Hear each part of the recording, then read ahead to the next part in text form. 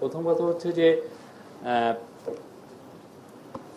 বাংলাদেশের জার্নালিজম তো সত্যিকার অর্থে আমরা যেটা দেখছি সেটা হচ্ছে যে অনেক বেশি মানে গভর্নমেন্ট দ্বারা রেগুলেটেড ছিল। সেই জায়গা থেকে আমরা আসলে বের হতে চাচ্ছি। সেই বের হওয়ার জন্য আমরা যেই সময়টাকে আমাদের ওই গভর্নমেন্টের 11 মাস হলো, 11 মাসে আমরা চাচ্ছি যে এমন একটা ভাইব্রেন্ট প্রেস ফ্রিডমের জায়গা তৈরি হোক যেখানে সবাই তার জার্নালিজমটা করতে পারবেন। অবশ্যই সেটা ইথিক্যালি গ্রাউন্ডেড হতে হবে, কিন্তু এটা করতে যেগুলো আমরা অবস্ট্যাকল ফেস করছি বা আমরা অলরেডি সেগুলো আমরা আমরা সরাতে পারছি সেটা আমি বলবো না, বাট আমি মনে করি যে মেজর কাজগুলো কিন্তু হয়ে গেছে। প্রথম কাজটা কি ছিল, যে ডিজিটাল সিকিউরিটি একটা ছিল, হলো আমাদের একদম মাথার উপর একটা খড়গ হিসাবে ছিল, যার মাধ্যমে যাকে ইউজ করে আপনি দেখেন একটা হিসাবে এসছে 7,000-এর বেশি কেস করা হয়েছে, এবং এটা মেন টার্গেটটা ছিল হলো মেন ইস্যুগুলোই ছিল ফ্রিডম অফ স্পিচকে ব্যাহত করা।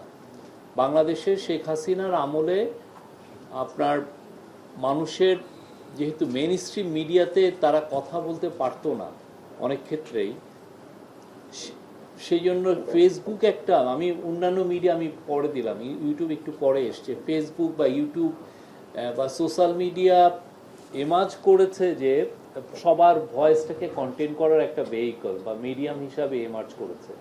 তো সেইটাকে কার্ভ করার জন্য, সেইটাকে কন্ট্রোল করার জন্যই আসলে ডিজিটাল সিকিউরিটি অ্যাক্ট এবং পরে যেটা নাম ওরা দেয় যে সাইবার সিকিউরিটি অ্যাক্ট, এটা আসে। আমরা প্রথম যে কাজটা করেছি এই পুরো যেই অ্যাক্টটাকে আমরা বাদ দিয়েছি, নতুন অ্যাক্ট এসছে, এবং নতুন অ্যাক্ট করার ক্ষেত্রে প্রথমে অনেকে কথা বলেছেন, আমরা প্রত্যেকটা গ্রুপের সাথে কথা বলেছি এবং এটা কনসালটেশন করে যেটা এসছে আমরা মনে করি যে এটা ইউনিভার্সালি অ্যাকসেপ্টেড, সবাই মতামত দিয়েছেন, এবং এটা আমরা মনে করি না যে এটার মাধ্যমে কেউ অন্তত কোনো গ্রুপ বলতে পারবে যে তার প্রেস ফ্রিডমে আমরা অ্যাফেক্ট করছি। কিন্তু বাংলাদেশের তো শুধুমাত্র ল না, আরও অনেকভাবেই তো মানুষের মুখ বন্ধ করা হয়েছে। আমার মনে আছে আমি যখন এপিতে ছিলাম তখন এই খায়রুল আনোয়ার ভাইয়ের ওইখানে যেতাম, মুকুল ভাইয়ের ওইখানে যেতাম। মুকুল ভাই প্রায় বলতেন যে এটা করতে পারতেছি না, ওইটা করতে পারতেছি না, এটা লাইভ দিলে ডিজিএফআই থেকে ফোন আসে, ওইখান থেকে দিলে ওরা লোক পাঠিয়ে দেয়। এটা ছিল নিত্য নৈমিত্তিক ওনার গল্প, একদিন না, এটা প্রায় আমি ওনার এখানে যেতাম, চা খেতাম, ওনাদের চাটা ভালো ছিল, উনি প্রায় এই গল্পগুলো করতেন। তো আপনারা দেখেন আমরা 11 মাসে আমরা চেষ্টা করেছি এবং আমাদের তরফ থেকে বারবার বলা হয়েছে যে কোনো ধরনের কোনো সিক্রেট এজেন্সি, কোনো ধরনের কোনো ইন্টেলিজেন্স এজেন্সি যেন কোনো টিভি মিডিয়াকে বা নিউজ পেপারকে, কাউকে বা কোনো সাংবাদিককে একটা যেন ফোন না করে। যদি কেউ ভুল তথ্য দেয়, কেউ অপতথ্য দেয়, সেটা সরকারের একটা মেকানিজম আছে, সরকার সেটা দেখবে। আমরা বলবো, আমি একজনকে বলিও যে আপনার এই নিউজটা ভুল আছে, আপনি এই জিনিসটা ঠিকমতো দিচ্ছেন না। কিন্তু এই যে আগে যেটা ছিল যে আপনি সিক্রেট এজেন্সি দিয়ে একটা ভয়ের সংস্কৃতি করে আপনাকে মুখটারে বন্ধ করা, এটা কিন্তু আমি বলবো যে আমরা এটা করতে পেরেছি। আপনারা যদি তারপরেও কেউ যদি কোনো থ্রেট পান, আমি আবার আপনাদেরকে বলি আমাদেরকে জানাবেন, আবারও বলি, কেননা এই জিনিসটা তো আর এমন না যে এই আগে কয়দিন হয় নাই যে নতুন করে আবার হবে না, বা দু একটা হয়ও নাই, আমি তো ওই গ্যারান্টি, কেউ হয়তো আমাকে বলছেন না। আমরা চাই আপনারা এই বিষয়ে সোচ্চার হন, এটা আপনাদের জন্যই। সামনে আরেকটা পলিটিক্যাল গভর্নমেন্ট আসবে, তখনও যাতে আপনি এই ফ্রিডমটা এনজয় করেন, যে আপনি যে রিপোর্টের জন্য আপনাকে কেউ ফোন দিবেন, আপনি ভুল করতেই পারি, আমি জার্নালিস্ট হলে ভুল করাটা এটা আমার স্বাভাবিক। আমি এটার জন্য রিজাইন্ডার দিবে, আমি ওইটাকে রিজাইন্ডারকে দেখবো যে আমার এটা ভুলটা ঠিক, আমি কি আসলেই ভুল করেছি কিনা। আমি ভুল করলে আমি এটা জানাবো যে আমি ভুল করেছি, এই যে আমি এটার রেকটিফিকেশন দিয়েছি বা কিন্তু কারো এসে থ্রেড দিয়ে আপনার একটা নিউজ নামিয়ে ফেলা, আপনাকে থ্রেড দেওয়া, আপনাকে গুম করে ফেলা। আপনার উৎপল দাসের কথা মনে আছে, উনি একটা পোস্ট দিয়েছেন, কতদিনের জন্য উনি নাই। মুবাশশার আমাদের জার্নালিজম ডিপার্টমেন্টের গুম হয়ে গেছেন, কাজল ফটোগ্রাফার কাজল গুম হয়ে গেছেন। তো আমরা তো সেটা রিপিট চাই না, এবং আমরা চাই যে আপনারা এই বিষয়গুলো বারবার লেখেন। এই জন্য বারবার লেখেন, সেটা আমার নিজের ফ্রিডমের জন্য। আজকে আমি লিখলে আমি এম্পাওয়ার্ড হব, আর একটা সাংবাদিক এম্পাওয়ার্ড হবে, যাতে এই যে এই ভয়ানক একটা পরিস্থিতি তৈরি হয়েছিল সেটা যাতে রিপিট না হয়, নেভার এগেন, আবার যেন এটা না হয়, সেই জায়গাটায়। তো আর একটা হচ্ছে যে এটা তো সিক্রেট এজেন্সি বা অ্যাডমিনিস্ট্রেটিভ। অনেক ক্ষেত্রে আমরা সেই সময় শুনেছি যে একটা মিনিস্টার ফোন দিয়েছেন, এই তুমি এইটা সরাও না কেন। একটা ছেলে আছে কি, হাসান জাভেদ নামে একটা ছেলে, সে এখন ইউকেতে আছে, তাকে ফোন দিয়ে তার চাকরিটা খেয়ে দেওয়া হয়েছে। কারণ হচ্ছে সে এই রেলওয়ে মিনিস্টারের সাথে একটা হাসান মাহমুদের একটা ছবি ছিল, রেলওয়ে মিনিস্টারের সাথে একটা বিদেশি এম্বাসির এক অ্যাম্বাসাডারের ছবি ছিল। এই ছবিতে রেলওয়ে মিনিস্টারকে একটু কাচুমচু দেখা যাচ্ছে। ওই একটা ছবি সে ফেসবুকে পোস্ট করেছে, এবং ছবিটা যে সে নিয়েছে তাও না, ছবিটা ডিস্ট্রিবিউট করা। ওই কারণে তার চাকরি যায়, তুমি বিএনপির জামাতের দালাল, তার চাকরি চলে গেছে। তো এই কাজগুলো মানে আগে অ্যাডমিনিস্ট্রেটিভ হইতে, আগে যেমন ধরেন একটা পিএম অফিসের একজন একটা ডেপুটি প্রেস সেক্রেটারিও মনস্টার ছিলেন, এবং ওনার জন্য এটা করা যাবে না, এটা করা যাবে না। আমরা তো সেই জায়গায় যেতে চাই না। আমরা চাই বাংলাদেশে প্রেস ফ্রিডমটা ইনস্টিটিউশনালাইজড হোক। একটা ছেলে এসে যেন বলতে পারে যে না, উইদাউট ফেয়ার সে একটা স্টোরি পারসিউ করতে পারে, একটা স্টোরিকে সে অনেকভাবে দেখতে পারে। আমাদের তো সত্যিকার অর্থে গত 15 বছর না, অনেক আমাদের তো অনেক অনেক পুরনো অনেক সমস্যা আছে, সবগুলো সে যেন নতুন করে দেখতে পারে, কোনো ভয়ের কোনো পরিবেশ না থাকতে পারে। তো এই জায়গাটা আমরা, এটা একটা হচ্ছে অ্যাডমিনিস্ট্রেটিভ। আর একটা হচ্ছে যে সোশ্যাল বিজনেস প্রেশার, যিনি মালিক তাকে সোশ্যালি প্রেশার দেওয়া। কারণ মালিক তো অনেক ক্ষেত্রেই তো নিউজ মিডিয়াটা নিয়ে আসছেন তার বিজনেস ইন্টারেস্টটাকে প্রোটেক্ট করার জন্য।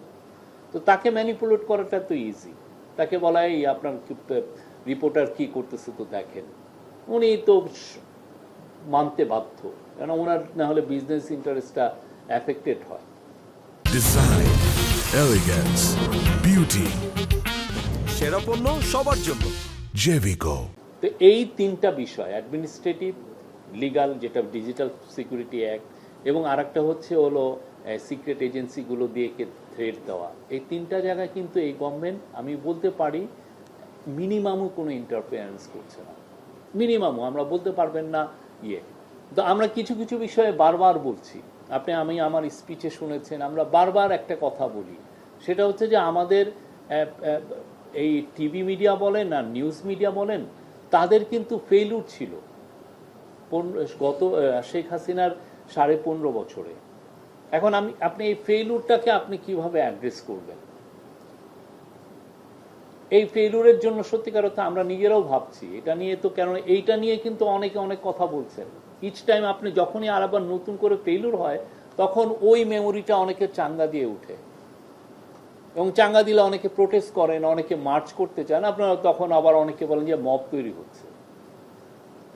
কিন্তু কথা হলো যারা ওই সময় 15.5 বছরে যারা অ্যাফেক্টেড হয়েছে, তার এই প্রোটেস্ট করার তো রাইট আছে, তার তো অ্যাগ্রিভড হওয়ার রাইট আছে। আপনি তো তাকে তার সিভিল লিবার্টি আপনি ডিনাই করেছেন, তার এজেন্সিটা আপনি কেড়ে নিয়েছিলেন। তো সেই যে আপনি 15.5 বছরে যেই জার্নালিস্টিক ফেলুর হলো, সেটা কি আমরা সত্যিকার অর্থে সিনসিয়ারলি কেউ অ্যাড্রেস করার চেষ্টা করেছি? আমাদের কোনো পত্রিকা, কোনো টিভি স্টেশন বলেছে যে ওকে, আমি গত 15.5 বছরে আমার এই মেজর ইভেন্ট হয়েছিল? কি কি মেজর ইভেন্ট? আমাদের 2014 সালের ইলেকশন হয়েছে, একটা কন্ট্রোভার্সিয়াল ইলেকশন। 2018 সালের নৈশ ইলেকশন হয়েছে। 2024 সালের একটা খুবই ওয়েল অর্কেস্ট্রেটেড একটা রিগড ইলেকশন হয়েছে। আমাদের 2013 সালের শাপলা হত্যাকাণ্ড হয়েছে, মাওলানা সাইদির ভার্ডিকের সময় একটা মেজর কিলিং হয়েছে। তারপরে এক্সট্রা জুডিশিয়াল কিলিং হয়েছে 3000-এর মতো। আপনার বিএনপি, যেটা বিএনপি বারবার বলছে, তাদের 60 লক্ষ কর্মীকে ফেক কেস দেওয়া হয়েছে। তারপরে আপনার গুম হয়েছে 3000-এর মতো। তো তো এই যে বড় বড় ইস্যুগুলো যে ছিল, হ্যাঁ, সেই ইস্যুগুলোর ক্ষেত্রে আসলে আমি অ্যাজ এ নিউজ আউটলেট আমি কি সত্যিকার অর্থে সিনসিয়ারলি জার্নালিজম করেছি কিনা। আজকে যে অনেকে এটা নিয়ে প্রোটেস্ট করছেন যে এই ইয়ের দোষর আপনাকে বলছেন বা ইয়েকে বলছেন, এটার কারণ তো ওই ফেলুরের কারণে। ওই সময় আমরা কি অনেস্টলি যে রিপোর্টগুলো হয়েছে সেই বিষয়ে আমার রিফ্লেকশনটা কি, আমি কি আমরা যে রিপোর্টগুলো করেছি আমরা তো সেলফ অডিট করি নাই। এটা বাইরে হয়, বাইরে প্রচুর হয়, যেন আমার ভুল হয়েছে। আমেরিকার অনেক জার্নালিস্ট, অনেক প্রতিষ্ঠান, যে পুলিৎজারের নাম শোনেন, পুলিৎজার হচ্ছে আমেরিকার এই যে স্প্যানিশ ওয়ার, যেটা দিয়ে আমেরিকা ফিলিপিন্সকে দখল করে নিয়েছিল সেই 1903-তে, তার জার্নালিজমের কারণে সে ওই সম্মতি উৎপাদন করেছিল এই যুদ্ধে যাওয়ার জন্য। এবং সেই দেখেন 2003 সালে দেখেন নিউ ইয়র্ক টাইমস সহ কত পত্রিকা সম্মতি উৎপাদন করেছে যাতে ইউএস ইরাককে অ্যাটাক করে। ওয়েপন্স অফ ম্যাস ডিস্ট্রাকশন ছিল না, কিন্তু এমনভাবে রিপোর্ট করেছে মনে হচ্ছে ছিল। এবং তার যেহেতু পাবলিক অপিনিয়নে তার একটা রোল আছে শেপ করার ক্ষেত্রে, সেই পাবলিক অপিনিয়নের কারণে সে এই রিপোর্টগুলো তাকে ইউজ করা হয়েছে হয়তোবা। এবং দু একজন জার্নালিজমের এই যে জুডিথ মিলার, এদের এগেনস্টে তো অ্যাকশন নেওয়া হয়েছে। এখন আপনি গত 15 বছরের যে জার্নালিজম, সেটা নিয়ে কিন্তু আমরা কোনো আলাপই করছি না। সেটা নিয়ে আমার মনে হয় যে অনেস্ট আলাপ হওয়া উচিত। সেটা নিয়ে আমরা যেটা করছি, আমরা ইউএনকে লিখছি, ইউএনকে বলছি যে আপনারা বাইরের এক্সপার্ট দেন, দেশ দেখুক যে কী ধরনের জার্নালিজম হয়েছে। মানে ওই জায়গাটা অ্যাড্রেস করাটা খুবই ক্রুশিয়াল। তাহলে হবে কি, বাংলাদেশে একটা জার্নালিজমের উপরে একটা ট্রাস্টের জায়গাটা তৈরি হবে, যে না আমরা সামনে নতুন শুরু করতে পারবো। যে আমরা ওই ফেলুরটা হচ্ছে, আচ্ছা ফেলুরের চ্যাপ্টারটা আমরা এটা সেলফ অডিট করলাম, এটা শেষ, এখন নতুন শুরু করি। এটা সবার জন্য উন্মঙ্গল। মানে যে ছেলেটা নতুন জার্নালিজম ক্যারিয়ার নিবে, সে একটা ভিশাস অ্যাটমসফিয়ার তো সে দেখতে চায় না। আর অনেকে এই যে পলিটিক্যাল কথা, হ্যাঁ আপনার তো পলিটিক্যাল ইডিওলজি থাকতেই পারে। আমেরিকায় যারা করে, ফক্স তো সরাসরি ওপেনলি, আমরা ফক্স হচ্ছে রিপাবলিকান, MSNBC ওপেনলি ডেমোক্রেটিক। কিন্তু কথা হচ্ছে যে আপনি আপনার পলিটিক্যাল ইডিওলজি আপনি পার্সিউ করতেই পারেন, কিন্তু কথা হচ্ছে আপনি অপতথ্য দিচ্ছেন কিনা, আপনি মিথ্যা দিচ্ছেন কিনা, আপনার তথ্যর বিকৃতি করছেন কিনা। কিন্তু আমরা ইদানিং আবার আর একটা জিনিস দেখতেছি যে যারা অপতথ্য দিচ্ছেন, মিথ্যা, একদম ডাহা মিথ্যা কথা বলছেন, তাকে আপনি প্ল্যাটফর্ম দিচ্ছেন, তাকে ডেকে এনে আপনি তার কথাগুলো, কিন্তু উনি মজায় রাখতে খুব জমা দিতে পারেন, তাই ওনাকে আপনি নিয়ে আসছেন। কিন্তু উনি তো মিথ্যা কথা বলছেন, আপনি তাকে ইন্টারভেনও করছেন না। এই উনি একটা মিথ্যা, ডাহা মিথ্যা আপনার সামনে দিয়ে বলে ফেললো। তো আপনার বড় একটা টিভি মিডিয়া, সে টিভি মিডিয়াকে সে ইউজ করে তার ভয়েসটাকে অ্যাম্পলিফাই করছে, প্ল্যাটফর্মিং দিচ্ছেন আপনি। কারণ আপনি এটা ওরে কি প্ল্যাটফর্মিং দিবেন? তো এটাও তো ইট ক্রিয়েটস ডিস্ট্রাস্ট। মানুষ তো সন্দেহ চোখে দাঁড়িয়ে এই লোকটাকে কেন প্ল্যাটফর্ম দিচ্ছে। আমরা কিন্তু কাউকে বলছি না আমাকে ক্রিটিসিজম করবেন না, আমাকে অবশ্যই ক্রিটিসিজম। গভর্নমেন্টেরকে আপনি অ্যাকাউন্টেবল রাখা আপনার দায়িত্ব, এটার জন্যই মিডিয়া এসছে। আমরা যারা গভর্নমেন্টের পজিশন, আপনাকে আমার প্রত্যেকটা শব্দ, প্রত্যেকটা কাজ আপনার স্ক্রুটিনাইজ করা, তাকে আমাকে অ্যাকাউন্টেবল, এটা আপনার কাজ, আমাকে ক্রিটিক করা। কথা হচ্ছে যে ওইটা করতে যে আপনি এমন ভয়েসকে আপনি প্ল্যাটফর্ম দিচ্ছেন যে যার কাজই হচ্ছে প্রতিদিন মিথ্যা কথা বলা। কত আরো অনেকে আছে না, অনেকেই তো ক্রিটিসিজম করে, আরো ভালো ট্যালেন্টেড লোক যারা প্রচুর পড়ায়, তাকে এনে আপনি আমাদেরকে ক্রিটিসাইজ করান না। আমরা কোনো গভর্নমেন্ট পারফেক্ট না, কোনো গভর্নমেন্টই বলতে পারবে না যে তার 100% কাজ ঠিক হয়েছে। আমরা মিস্টেক করি, সেখান থেকে আবার শিখি, আবার আগাই। আমরা চাই প্রো পিপল পলিসি নিতে। দু একটা পিপল, আমরা এই যে আমরা জুলাইয়ের কমেমোরেশনে আমরা কয়েকটা ইভেন্ট ছিল, অনেকে প্রোটেস্ট করছেন, আমরা বাদ দিয়ে দিয়েছি। আমরা তো সব কিছু থেকেই শিখি, আপনার থেকে শিখছি। আর এটা, এই গভর্নমেন্ট তো একটা রেভলিউশনের একটা ফসল, তার তো অনেক দায় দায়িত্ব আছে, সেই দায় দায়িত্বের কাজও তাকে করতে হয়। এখানে অনেকগুলো বিষয় এসছে, কিছু কিছু জিনিস আমরা নিজেরাই পারি। প্রথম কথা হচ্ছে যে আপনি জার্নালিস্টের বেতন, আমি বড় বড় টিভিতেও আমি শুনেছি 10-15 হাজার টাকা দেয়। এই জায়গাটা আপনি যদি ওয়েস্ট বোর্ড নিয়ে এগোতে চান, আপনি ওয়েস্ট বোর্ডে আমার মনে হয় যে আপনি একটা বড় চক্করে পড়ে যাবেন। আমরা সবাই মিলে একটা কথা বলি না যে না বেসিক মিনিমাম ওয়েজটা আমি ঠিক করি, উপরে বড়ে যে যদি ফাহিম আহমেদ 22 লাখ টাকা পায় পাক না, তাকে 50, উনি যদি তার টিভিকে উনি যদি 500 কোটি টাকার বিজনেস এনে দেন, উনি 50 লাখ টাকা বেতন নেই ঠিক না, কিন্তু যে নিচে আছেন তার তো একটা বেসিক ফ্লোর ওয়েজ থাকতে হবে, যেটা আমাদের গার্মেন্ট ভাই বোনরা, গার্মেন্টস ওয়ার্কারের যারা, তারা খুব সিরিয়াসলি এটা করতে পেরেছেন, অনেকে শহীদ হয়েছেন তাদের। কিন্তু দেখেন তারা কিন্তু এই জায়গায় কোনো ছাড় নাই, আপনি আমাকে এত টাকা নিচে আপনি আমাকে বেতন দিতে পারেন না। এটা তো আমরা যেই ছেলেটা নতুন এসছে, যে মেয়েটা নতুন আসে, সে সংসার শুরু করবে, তার জন্য তো এই জায়গাটা তো আমি করতে পারি। আপনি যদি এখন এই ওয়েস্ট বোর্ডের চক্করে পড়েন আপনার হবে না, আমাদের সেই সময়টুকুও নাই আমাদের অন্তত। কিন্তু আপনি এই জায়গাটা আপনি বলে দেন যে না, যে কোনো টিভি আসুক, যে কোনো নিউজ মিডিয়া আসুক, তার বেসিক মিনিমাম ওয়েজ হবে 30,000 টাকা, আপনি এর নিচে দিতে পারবেন না, সরি। নাহলে আপনি পত্রিকা চালায়েন না, টিভি চালায়েন না, চাল বিড়ির বিজনেস করেন। যে এই জায়গাটা কিন্তু আমরা করতে পারি নাই। এখানে কি আপনাদেরও তো দায় আছে, বিজিসির দায় নাই? এটার কি ইউনিয়নের দায় নাই? এটা তো সবাই মিলে বলা উচিত। আমি যাচ্ছি, আমি সিইও অফ এ প্রতিষ্ঠান, আমি 10 লাখ টাকা বেতন নিচ্ছি, খারাপ দেখাইতে, এটা তো অরুচিকর লাগে যে আরেকটা আমার যে ছেলেটা সে 10,000 টাকা পাচ্ছে। সত্যি আমি নিজে পার্সোনালি আমার কাছে এটা ইয়ে লাগে। আপনি নিউ ইয়র্ক টাইমসে আপনি দেখেন, ওদের একটা ফ্লোর ওয়েজ আছে, একটা ছেলে একটা অ্যানুয়ালি কত $1,09,000 না $1,07,000 মতো পায়।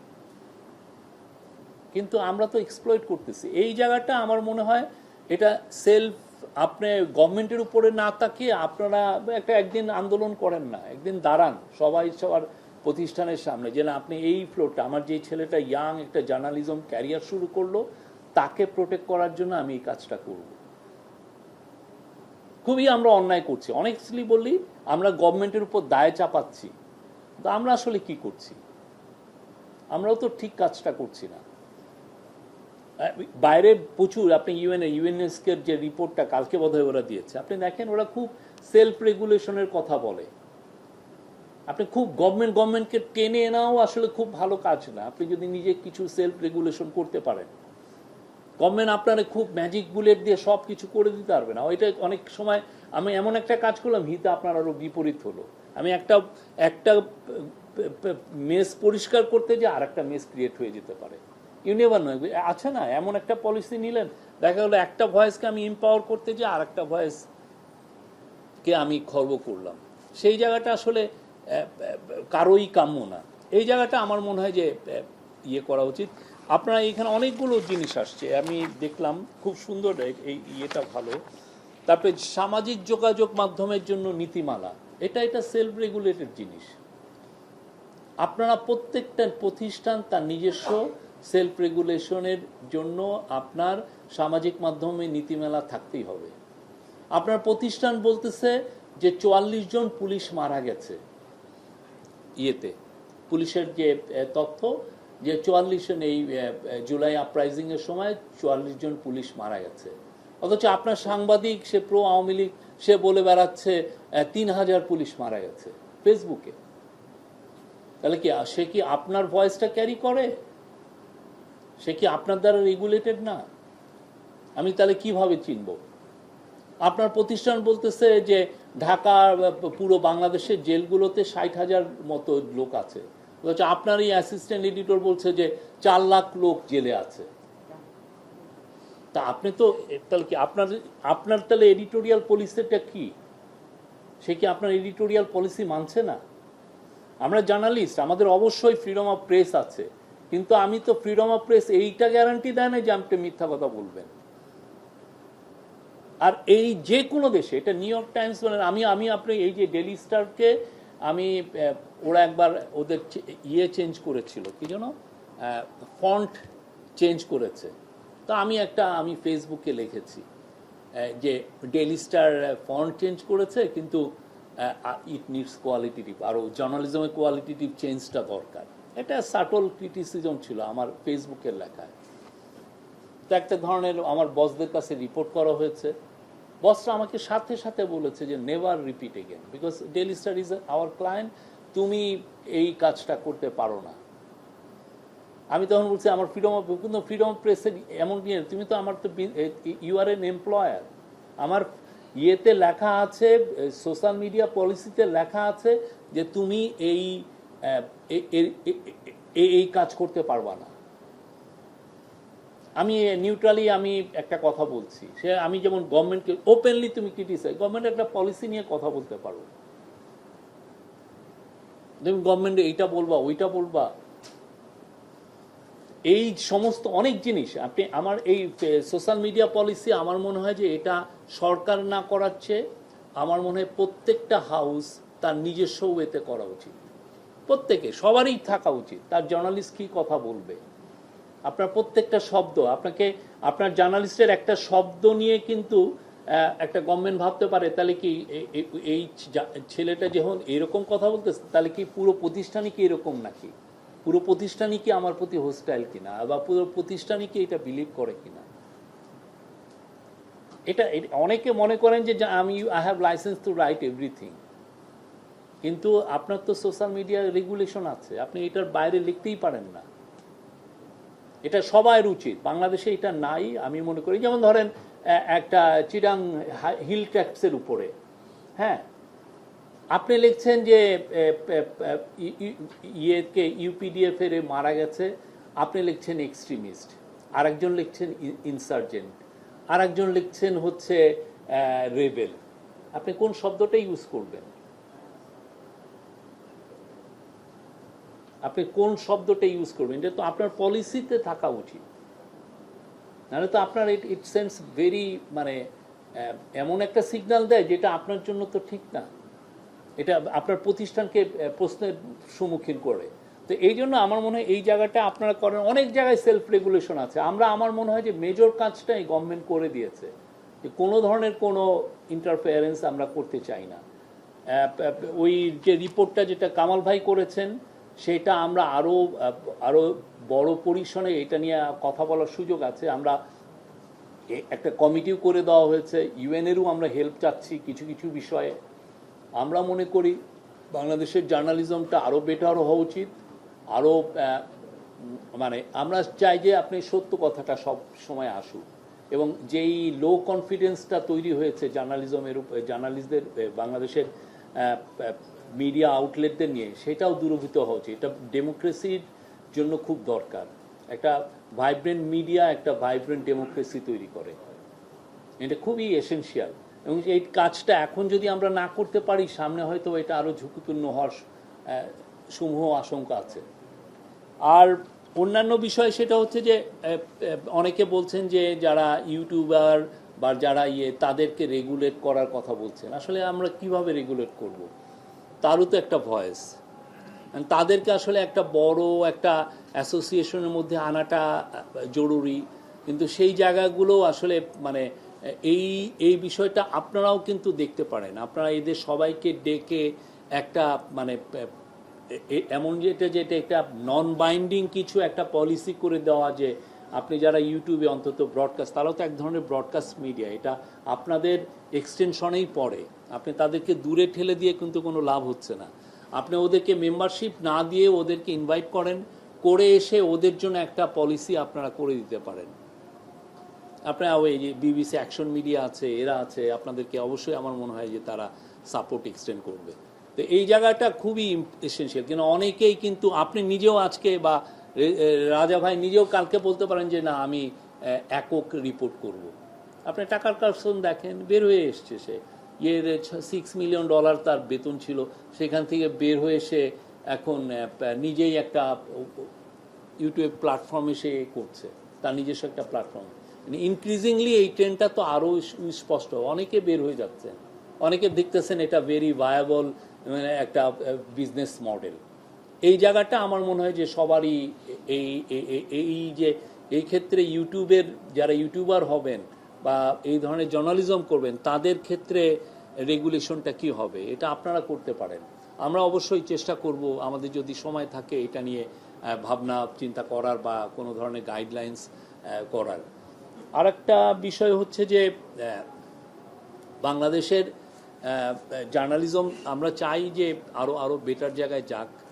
আমরা চাই যে সবাই, আমি নিজেও তো আবার জার্নালিজমে ফিরতে হবে, আমরা চাই যেন সবাই একটা উন্নত পরিবেশে ফেয়ার ছাড়া আমরা জার্নালিজম করি। এই বিষয়টা খুবই ইম্পর্টেন্ট এবং এইটার জন্যই আমাদের এত কাজ, আমরা কাজ করছি।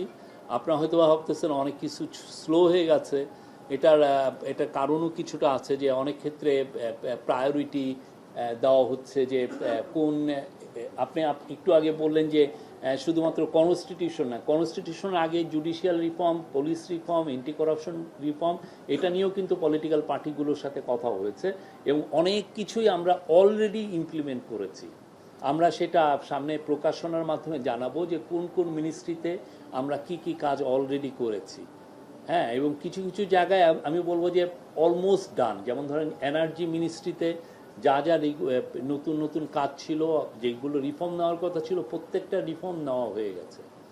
আমরা শিক্ষার জন্য পারি নাই, কারণ শিক্ষাটা এত ভাস্ট ছিল, এই পুরো বড় একটা সেই ইয়ে কারণে। আর এই যে প্রায় 15টা যে কমিশন করা হলো, এটার পুরো শুধুমাত্র যে আমরাই করতে পারবো তা না, আমরা মনে করি যে আমাদের পরবর্তী যে গভর্নমেন্ট আসবেন তারাও এই প্রত্যেকটা কমিশন থেকে কমিশনগুলো নেবেন, নিয়ে স্ক্রুটিনাইজ করবেন, দেখবেন যে কোন কোনগুলো ইমপ্লিমেন্টেবল। আর এই কমিশনগুলো তো আপনাদের রিপোর্টগুলো আপনাদের হাতে আছে, আপনারা এটা নিয়ে আপনারাও পার্সিউ করতে পারবেন যে এই কাজগুলো করেন বাংলাদেশে।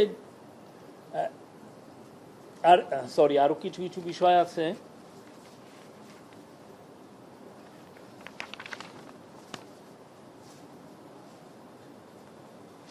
সাংবাদিকদের শিক্ষাগত যোগ্যতা, আমার মনে হয় এটা আপনাদের দরকার নাই।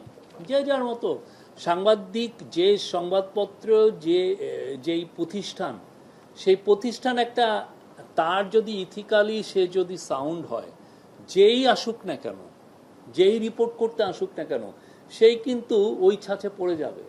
তার যদি গেট কিপিং ঠিক থাকে 3-4 স্তরের, আপনি রিপোর্ট দিয়ে আপনি যখন সে দেখবেন যে তার সোর্সিং ঠিক নাই, বলুন ভাই তোমার সোর্সিং তো ঠিক নাই।